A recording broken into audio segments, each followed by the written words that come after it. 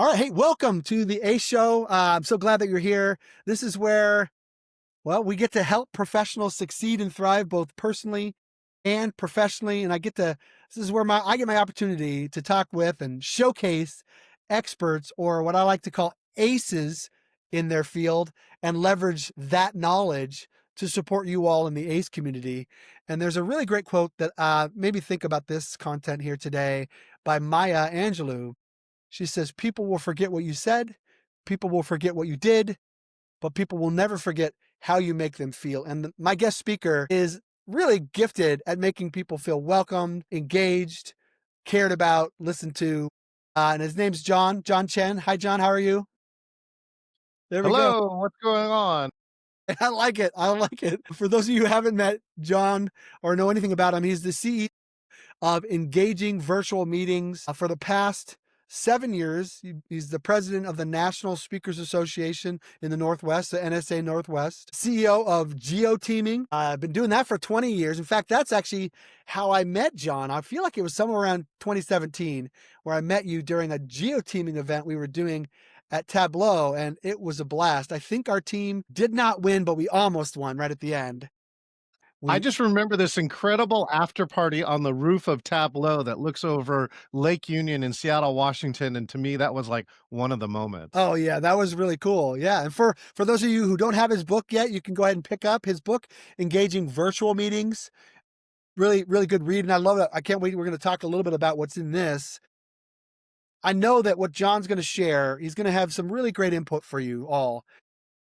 So be prepared. There might be a fresh perspective. Maybe we all present, right? Virtually, in person, we all are presenting in our jobs, our career, or we're all going to have opportunities, whether you're presenting a sales presentation, you're just sharing an idea, you're on an all hands call, you're at a keynote, best man speech.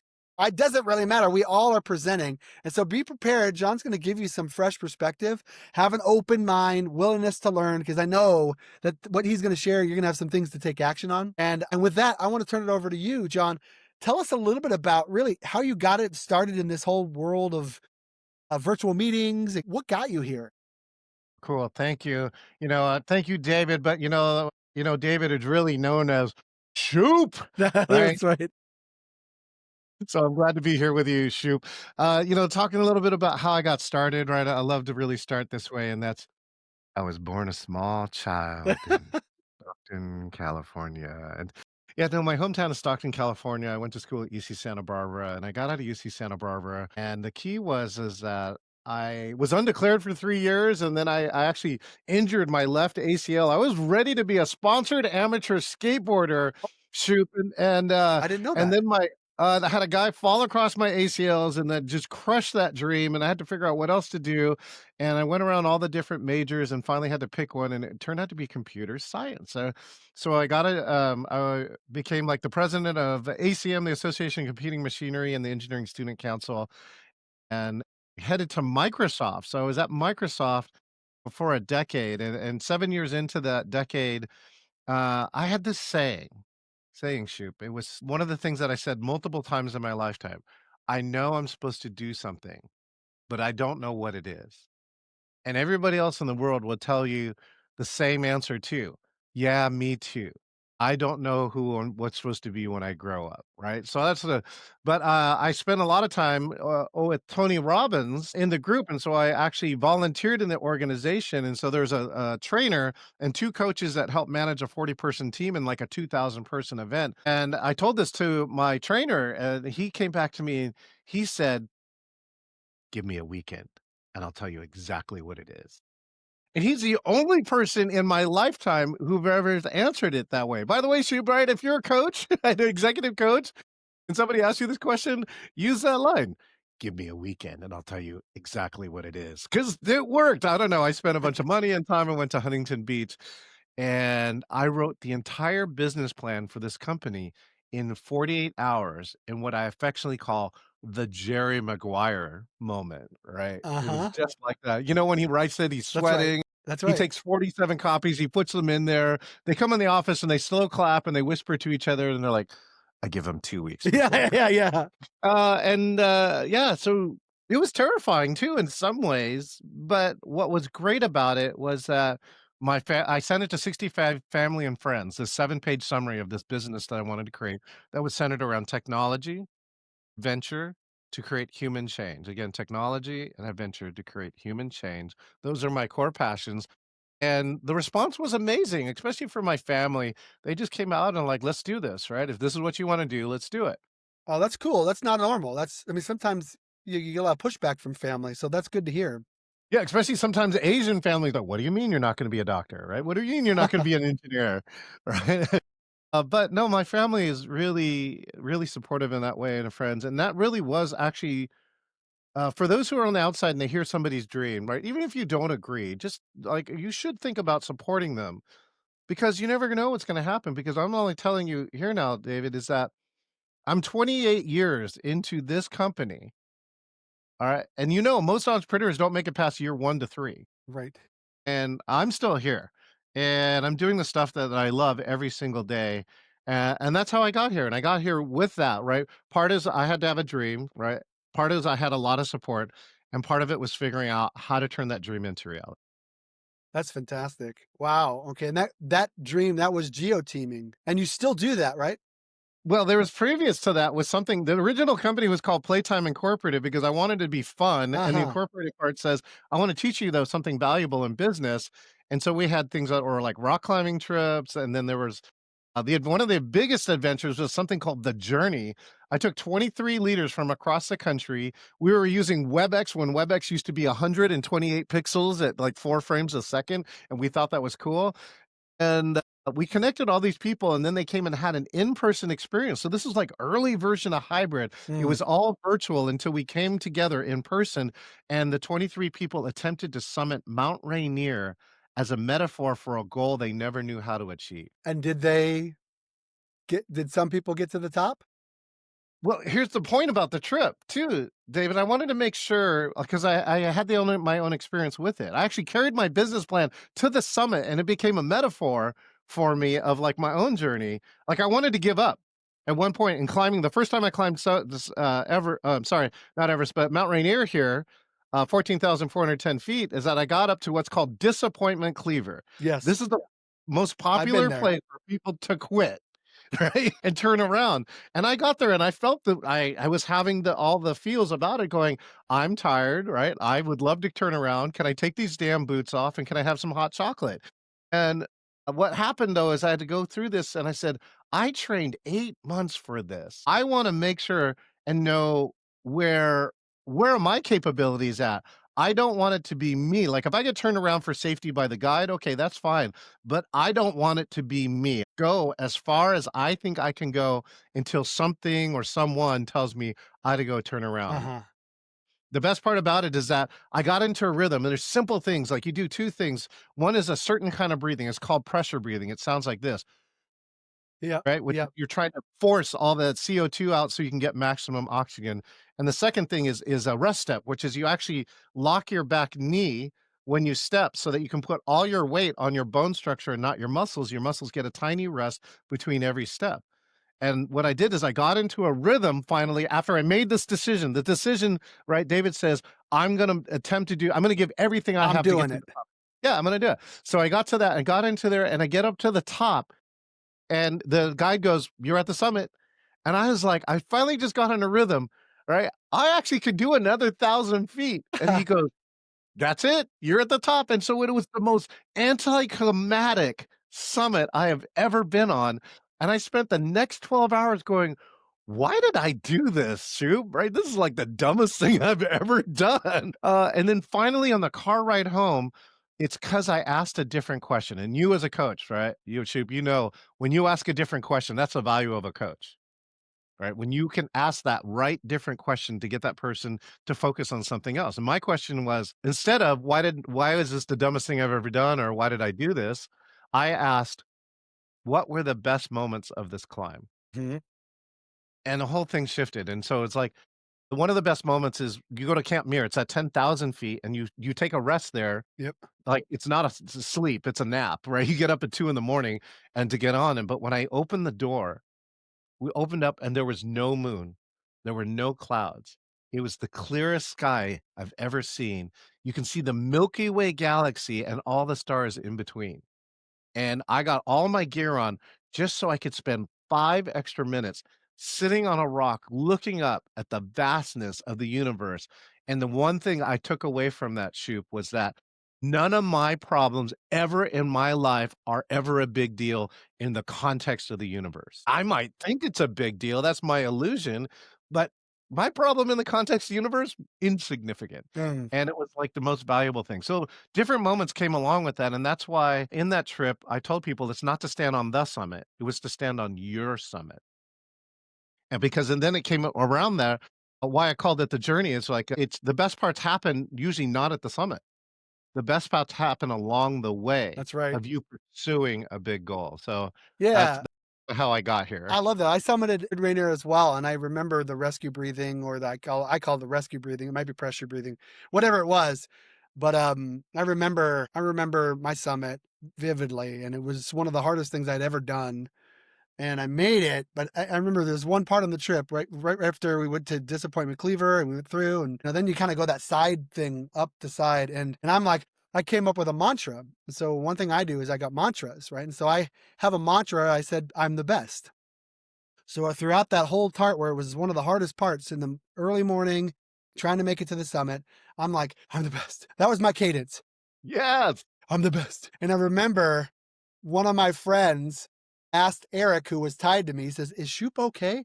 He's like, "Yeah, yeah, yeah. He's just saying he's the best." But that sounds cool, but I think what they probably heard was, "Oh, you survive. I'm gonna survive."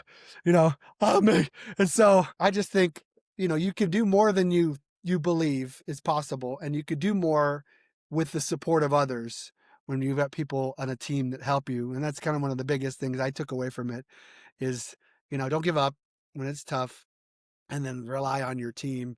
And then, a good mantra from time to time certainly helps. But I love your story. That certainly brought me back to my days. And I love that additional question that you asked. And so that's pretty cool. Thank you for sharing that.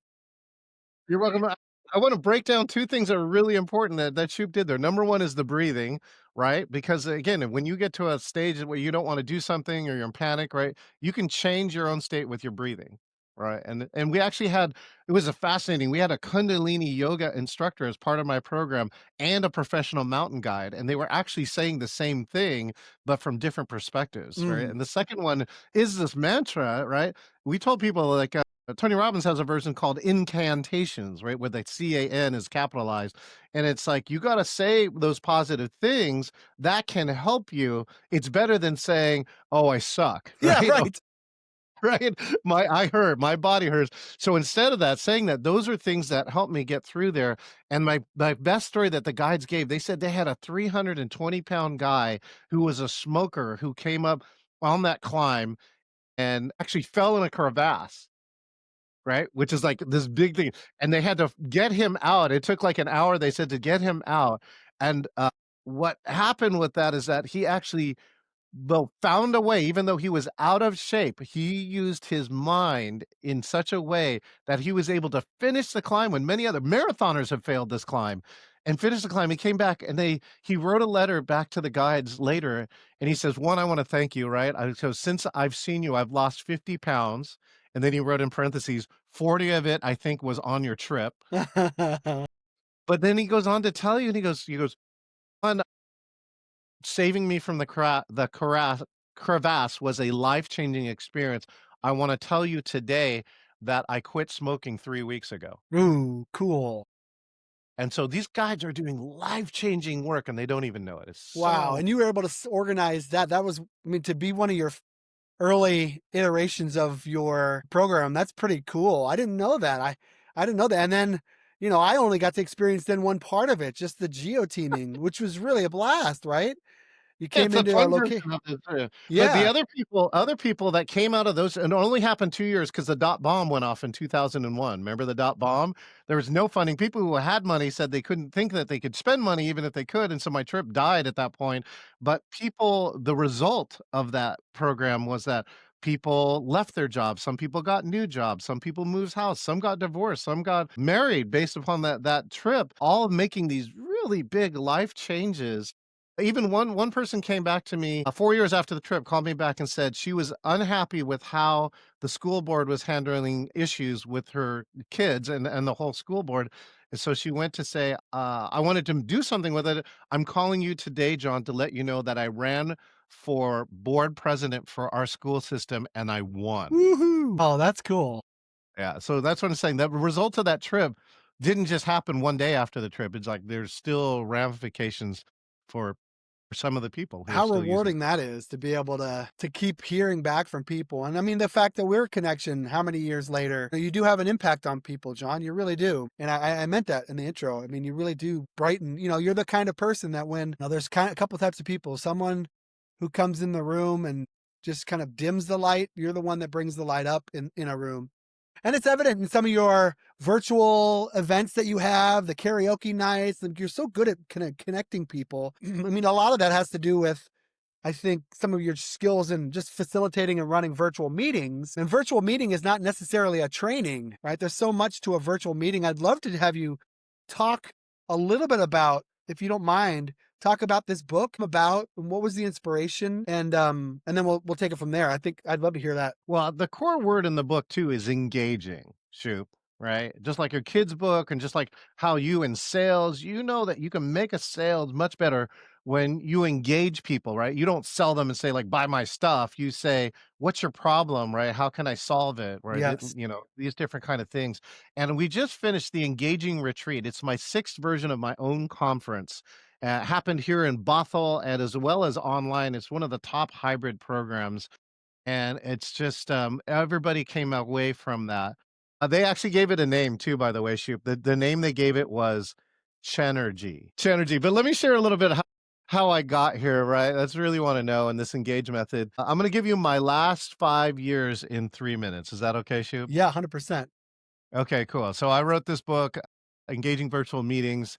And how did I get here? Well, I had an illustrious career in team building, which Shoop was talking about. I founded something called geo teaming, and it uses the sport of geocaching, a high tech scavenger hunt to teach team and leadership skills and cross team collaboration skills. And I've done over 4,000 events since 2001 when the dot bomb went off and I had to find something else. And this was the next thing that showed up. But then in March of 2020, well, so I did 160 events in 2019, and then 2020 came up, and then this thing shows up, Yep. right? Yep. This small virus, coronavirus, comes in and changes the entire world. And this is how it changed me. I had over 15 canceled events in March of 2020.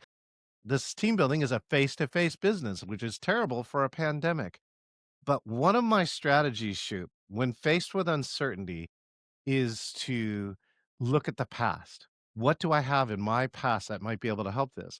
Okay, do you remember what prodigy was? Do you ever remember what prodigy? I'm sure I do. I don't recall. That's fine because it's 38 years old. It was the first graphical based meeting space online at a time when modems used to make noise. There we go. That's right. So me and my brother were on this. It means I've been online for a long time, 38 years. In addition to that, I wrote this book called 50 Digital Team Building Games, and that came out in 2011. And so for decades, we were trying to tell people we can do this. We can do meaningful work online. We can save the travel and expenses. You can have dinner with your family and friends at the end of the day. But everyone said, that's a great idea, John, but here is a bunch of money and we need you to fly to Orlando. So, anyways, I'm back in my office, March of 2020. I don't make vaccines, but I do know how to make your virtual meeting better. So I went and I put a class on Eventbrite called Virtual Team Building, and it took off. Over 5,000 people took this class in by the end of 2020. And it was amazing. The librarians is what saved me. There's a big librarian website that said, here are work from home resources. And by the way, so as my previous book, 50 digital team building games. And then they said, John is actually running a new seminar about how to apply that to the coronavirus right now. The registration just blew up. Yeah, yeah, yeah. I can imagine. So then my publisher came back and they said, "Hey, John, do you want to write your second book?" And I'm like, "Sure, let's do that." And in what I feel is the cruelest joke from my publisher, they said, "Shoot, we don't know how long this coronavirus thing's gonna last. Can you rush the book? And I could have had 5 years, shoot, right? Somebody I know last week got coronavirus, but instead I wrote 1,000 words in 9 weeks. And shoot, there Wow. was no AI at this time. You know, I only had JI. Do you know what JI is? John intelligence. That's right. I wrote all those words. Yeah. Yes.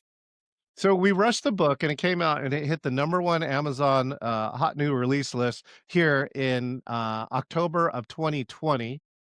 And since then, it's sold over 25,000 copies. And in less than a year, I changed my entire business again, David. I now plan, produce, speak at, and MC at virtual and hybrid, and now I'm back to in-person meetings. And so this is some fun people I've worked with. This is Jay Bottasinga, the author of The Walking Dead. This is Patrick Lencioni from Five Dysfunctions of Yeah. a There we Team. go. This is Damon John. He's a shark, right? A billion-dollar FUBU Oh, yep. company. Yep. And this is Eat, Pray, Love Elizabeth Gilbert, and what they all have in common is that I was their producer. My job was to make them look great on a virtual conference that people attended, and so, Okay. can I share my number 1 tip for virtual speakers? Yes. Absolutely. I would be asking that anyways. This is virtual keynotes, but here you go, number 1 tip. Stan. Yeah, the tip is stand up. That's right. So, I mean, we're in a podcast, we're in a one-on-one. That's totally fine. And if you were to keynote, right, and present, you'll gain an advantage. You'll be in what I call the top 20% of all presenters if you can figure out how to stand up. Even if it means bringing your laptop, all you do is bring your camera to eye level. But your ability, all right, Shoup knows like, in terms of coaching, you're different than when you're like if you're in a sales presentation, you'll be different standing up than if you would be sitting down. And so we give this tip because people forgot, even our famous people in the last screen forgot, and we're sitting down, and that you can improve that keynote by sitting up. And so here's the last part that I'm going to give you is that this is what I did with what I call my Corona vacation is I built a studio here in Shoreline, Washington. It's very close to where Sheep lives. Yeah. Close by. And so this is a gigantic green screen I can walk around in. And the last part that I have here is this is how much technology is in front of me every single day is that I have up to 17 screens. I only have 7 on today, but I have up to 17 screens and all of this technology, and that's one of the ways that I, as a single person, can engage people in a way that's, different. So, those are some of the things that I did over my time. That's great. Well, I see all that technology, and this is, it's what's the right word? I would say it's a bugaboo or it's a challenge for some. Is Absolutely. handling technology and navigating the world of technology. How? I mean, okay, so I think someone leaping to what you've done. Let's just say there's someone like myself. I've got a monitor, double monitors, and I've got my camera and I've got my mic. What can someone like myself do to maybe take a next level in I don't know if that comes to mind in the technology world. Yeah, well, first off, I don't show you this view for you to build something like this. Mhm. It's not for everybody. My hope is that it inspires you to do one thing more, whatever that is. And the fun part is some of them are technologies. So let's see if I can do this. There we go. This is Stream Deck right here. This is a piece of technology that automates a lot of things into a push button. So things like a chat here, like a sound file. So like if I was to give Shoop a coin, there we go. Now I have the Mario coin here. If Shoop asks me a question I don't know the answer, then I'm gonna play Jeopardy music. There we go. Right. So these things are all automated, and what they allow me to do is to do them quicker than anybody else. And the other thing though I have noticed, and people tell me all the time, is they are way burned out on technology because of the last 5 years. There's a report that said we had advanced over 7 years in IT technology in that first year of COVID. So there's some of the people that are burned out, and what I would tell you is the second thing you can do is technique. So there's technology and there's technique, and what I mean by technique, you can do things that require no extra technology to engage your audience more. There's something I've been teaching called TTE, all right? Have you heard of this, Shoop, TTE? I probably no, I no. Sure, that's okay, it's new.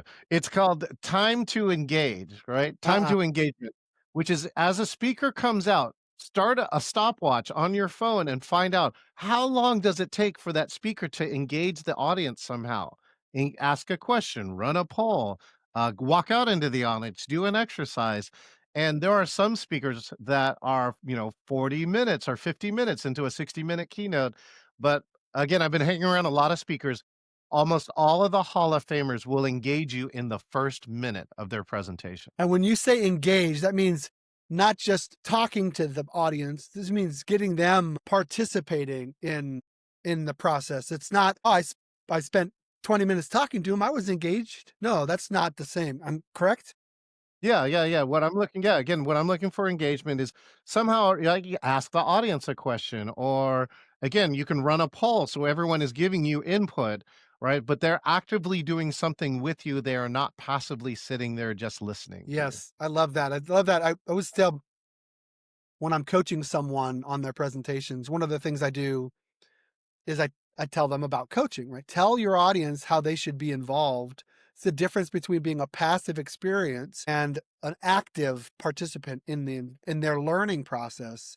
And so that's what I'm hearing is, when you get them involved. And so let's maybe talk about that a little bit. I'd love to talk a little bit about engage method. Tell us a little bit about engage. And I imagine within that acronym, there's a whole bunch of discussion that's going to happen. Yeah, yeah. With that is that well, number one, too, going back to what Shoup is talking about, is we tell people to practice in your head. Right, which is Shoupa did a very good job with his show notes and questions and other types of things like that. And then what you really need to do is then deliver from your heart. And Shoup really knows about this. Like I've seen Shoup deliver from his heart. He was a standout when in the team building event because of his ability to engage people inside of the event. And I thought that was fantastic. And I think you've seen, right? Salespeople who deliver from the heart rather than their head are usually way more effective. So let's see what I have this for you. The engage method really has 6 things in it, right? And the first one is this. E is engage and interact with every attendee. Have a goal to engage with every single attendee before the end of the event. And again, it could be something simple. It could be conversation. It could be an exercise. It could be a poll, whatever it is you want, but have a plan. Even in a team meeting too, Shoop. Like if you have a sales team meeting, somebody was telling me that all their people were multitasking during their sales meeting. I said, kill the meeting. Kill Mm, it immediately, redesign it. If they are not there getting something that helps them sell more, they're actually doing the best thing for you, which is they're replying to a client or something. And so find a way to engage that team for that first part. The N here in engage stands for never lead a meeting alone. If you have a big meeting, especially on virtual, get a producer or ask somebody to monitor chat. It is very difficult for most people to be able to manage all 50 things, especially first the people in the conversation and then also the text. So yes. we really advocate the use of a producer or somebody else. Even when you present in person, right? You have that whole tech team in the back of the room, right? Never lead that meeting alone. They are there, taking care of you. G stands for good looks, which is you got to look good on stage, which is look, right? I dressed up for you today, Shub. But the other part is around this background, right? This background too has awards that tells you I award something that was actually, oh, this one over here is a Microsoft patent. I actually earned 2 patents while I was at Microsoft. Nice. Yeah, yeah. So then the second part here is that there's a book. So hopefully it says, oh, John's an author. Maybe he's an expert on something. And this is a photo. And if you can't see this photo, this is a photo of me tandem skydiving. So I see shoot, it. right? If you just met me, what would you guess about me if you saw a photo of me tandem skydiving? You are crazy. And that's right. And if I asked you to go skydiving with me tomorrow, what would your answer be? I would do it. Well, yeah, see, because there's 2 categories of people. We talk about polarizing. It's like heck yeah and hell no, There you right? go. Yes. So, but your background, the good looks around it. This is why we care so much about what's in your virtual background, whether it is virtual or real. This is actually a photograph of my real background. My office looks like this if you visited me in my house. Look good because it's something that will add to you, not detract from you. Sure. Yes. A is air traffic control, which is it's you as the facilitator. So if I'm the presenter, I need to do air traffic control because in Zoom or any virtual platform, two people can't talk at the same time and be understood. So again, if Betty and David both try and talk at the same time, I'm going to say, "Oh, okay, cool. Betty first, and then we'll go to David." So I'll break the tie and allow person to talk and try and keep that going on. Mm, So that's air traffic control. The last G is get productive with engaging tools. Look for all the tools you have either on your platform or your presentation and use them because those are different ways that you can engage with people. This mhm. is like a video of all the cool tools that you can use. And then the last one is E is while we said start, right? The first 5 minutes are the most important. The last E is end on a high note. That if you end your presentation on a high note, there's actually research. This came from sales, product market research sales, that if I do a demo of a product for 60 minutes, if I can architect a high note with the product in the last 5 minutes, you're more likely to buy. Mhm. And your virtual meeting is the exact same way. If you end your virtual meeting on a high note, and let's say you're a regular meeting, people are more likely to show up on time next time, prepared and ready to engage as part of the meeting. So Yeah, that's the six-step I engagement. love that. A couple things. One is the air traffic control. I just recently taught a training on what I call the 3 roles of an MC, and I Mm. feel like that air traffic control, the MC, they're handling all this stuff, right? They're managing the flow, they're handling gaps, working on transitions, they're introducing speakers, and so, I love that one. That one's great. And then the last one, end. I really appreciate that. I think in presentations, having a great start and a great finish really help. From our memory standpoint, we can remember so much, but they will remember the beginning and the end of presentations. Now, the Jedi level trick is in between each content topic, can you give a beginning and an end, and a beginning and an end, and a beginning and an Yeah. end? So Oh, yeah, you can be recursive. Yeah, they're yeah. remembering more milestones throughout, but then that ending on a high note, I love that. What does that look like? Does it look like a story? Does it for you? Does it look like a story? Like, boom, here's a most motivate, or does it look like them sharing big learnings? Does it? What is a like? What would that look like in some of the trainings that you will do? It could be all those. I want to add one piece before I answer that question is my good friend Scott Cooksey, who is also a certified speaking professional. There was only 400 of us. I'm actually one of them too. Scott gave me a great piece of feedback that I actually introduced the problem before a section and then told you the solution. So that was kind of like the bookending you were talking about. That's why it reminded me. But what does an end on a high note look like? It can be as simple as a reflection, such as what's the one thing that you got out of this or that you're actually gonna do? That's a top I one love that one. because yeah, but the other ones can be it could be a video.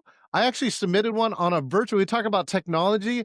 I actually played a time lapse of a seed growing into a plant because that was the theme of the program and had a video of me and a gallery shot on there. And I asked the group, whoever had their cameras on, to do interpretive dance for 60 seconds of a seed becoming a flower. Yeah, And when people bought into it, the ones who were there who had cameras on, they were hilarious. And it was certainly a memorable piece at the end of the highlight because it was called the Seeds of Virtual Facilitation, where it says you as the attendee start every meeting like a seed, and it's your job like Shoup as the facilitator. Do you grow into a plant or does that seed wither and die? yeah, I love that, John. You've obviously probably during the course of that session built up enough goodwill and trust and belief in you, and this, like, again, trust, which is I think is one of the things on the front of your book, is one of the key things that they feel comfortable enough at the end and excited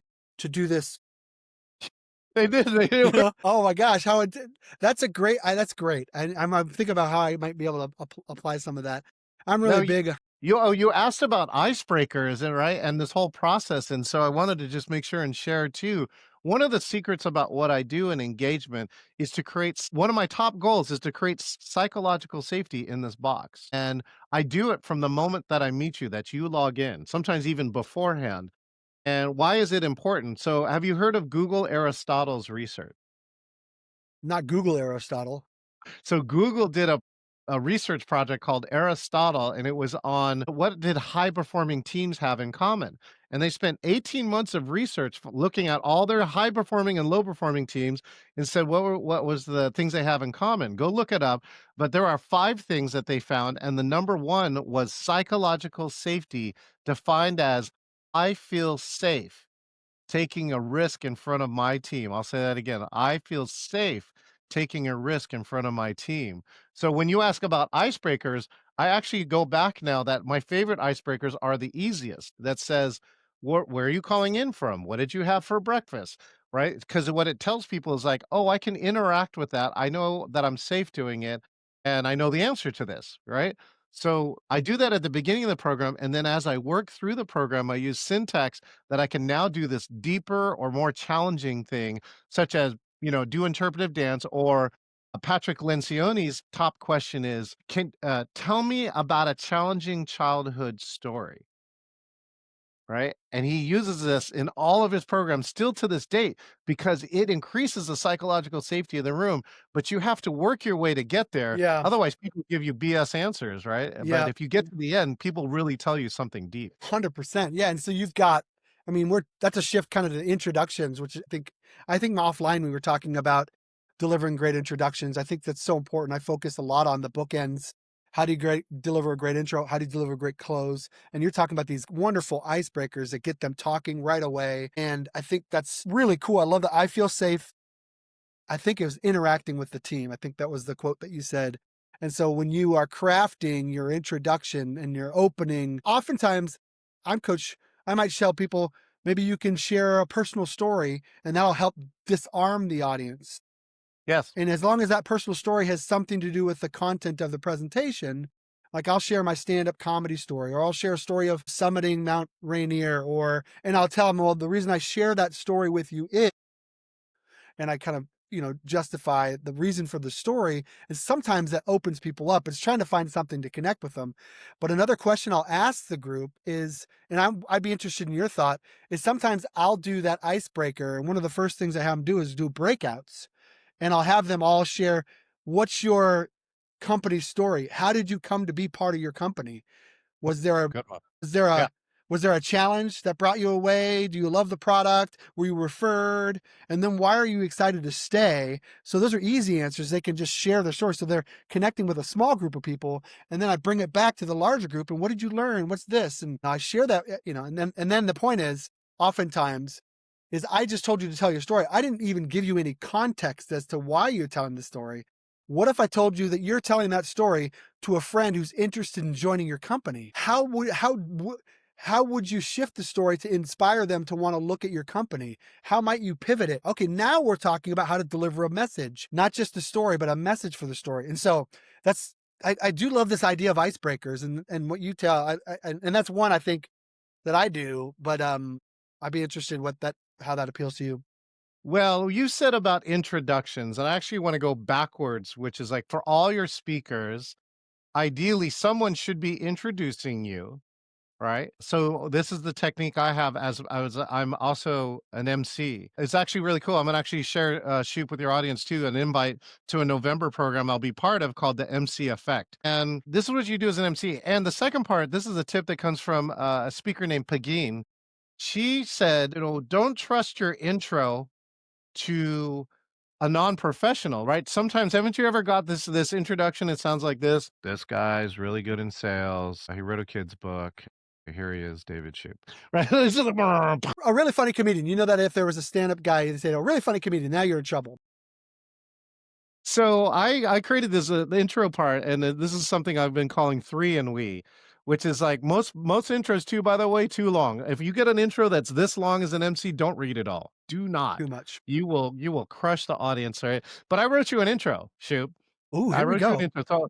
So the 3 and we work something like this, which says 3 facts about the person and say their name last, right? And you say their name last. The we is like pretend like you're introducing an NBA player or something else like that, right? So here we go. This is if Shoup was about to keynote my conference. Here's how I would introduction.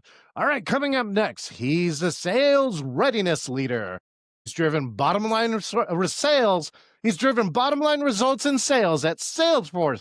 and Tableau. He's led over 3,500 coaching sessions and he's served as a military coordinator. Thank you for your service. Let's give a big ace welcome to David Shoup. Oh, that's a there we go. Nice. Hey, that's the Nice. 3 of me. Thank And you. you can actually record this as a video, Shoop, like, they would say, "Now here's David Shoop," and the first 30 seconds that you play is a video that has this type of, voiceover with some video stuff of, like, clips of you doing some things. That's great. That's a great idea. That's a great idea. That way I could put in my theme song I always imagined walking up on is that shoop, shoop, ba doop, shoop, ba doop, shoop, ba doop, ba doop. Yes, I love that. Yeah, one of the worst things I'll have, and I love this with regards to introductions, is when someone says, hey, and John, tell them about yourselves. That's the worst thing you can do. It does not show that you care about the person that you're introducing. It obviously makes it look like you don't know them, and it's unprofessional. There's so many things about that just ruins the credibility of you and your audience. And so taking time that you just took that time, that's so great. I took the time to figure out how do I want to introduce you, John? I mean, I came up with that quote that I thought was relevant to the content. Every single person I do, I'll invest some time. What quote represents what I think we're going to talk about? And I try and find a matching quote. And I felt that Maya Angelou one was really relevant. But that's me taking some time. That's you taking time to care about the person that you're going to introduce and give them that respect and show them some love, right? Which I think really helps the audience like you more. But I think with that, I was wondering, we talked about technology. We talked a little bit about the intro.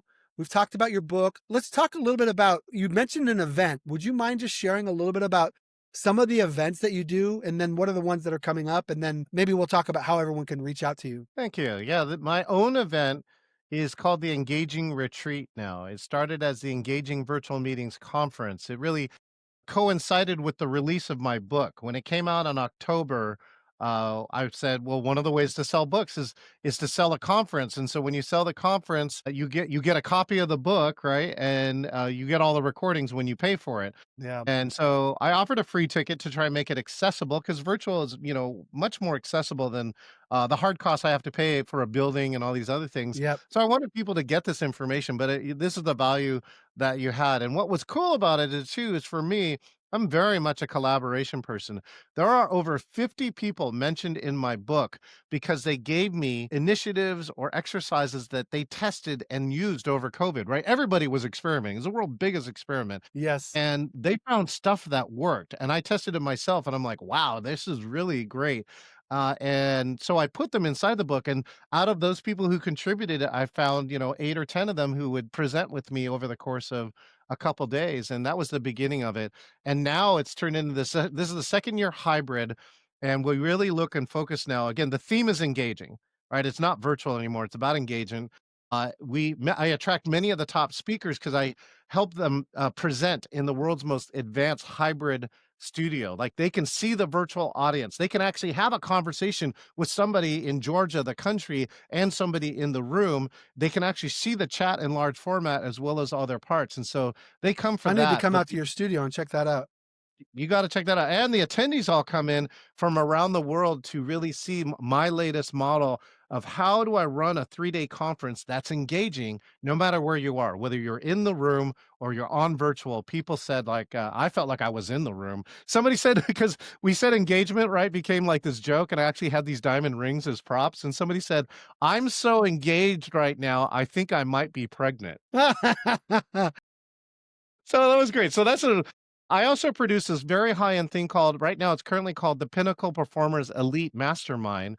So you might know, Jay Abraham was the top marketing consultant to people like Damon John and Tony Robbins.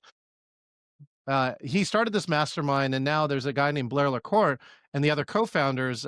Jay left the mastermind, but the other people are keep it going on. It's comprised of 65 business leaders, and we bring some extraordinary speakers. Desmond, too. Oh, is that no, sorry. Martin Luther King III spoke at this event, and I get a chance to produce that event. And so that's something else that I do. If you are a business owner with $10 million of revenue or more and you're interested in being better, this is a mastermind of some extraordinary people. And then I get a chance to do other conferences. I'm the virtual MC for government social media. conference. So these are all the social media managers for the police departments and fire departments. And what else is the other one? I'm also the producer for the United States Distance Learning Association.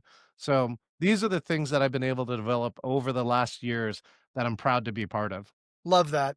I love that. I really appreciate you taking the time to share. Well, so how could people reach out to you if they wanted to connect with you? Just LinkedIn or through your website, or what's the best way to connect? Yeah, everything is linkedin.com/in/CEO John Chen, or you just go to engagingvirtualmeetings.com.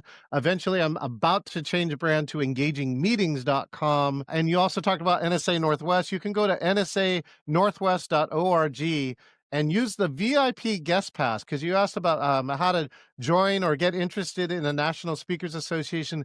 Almost every local chapter has a guest program. Come Go to one meeting and find out if it's something good for you.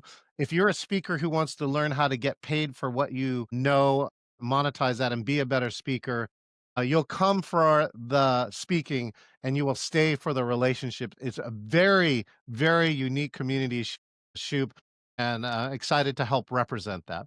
Oh, yeah, well, I think I might take you up on that one. I might show up for one of those. If you're a representation of that group, which I think you are as the president, I think that's a good group to be around. But thank you so much for your time. Thank you for so much for your energy. I hope you all picked up something. I know John's got such great advice.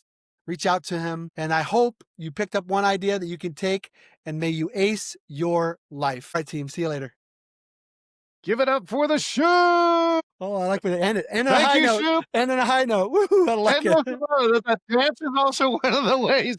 If you get the right song, you can nail it. That was awesome. That was awesome. All right, see y'all. Thanks, Chip. We'll see you next time.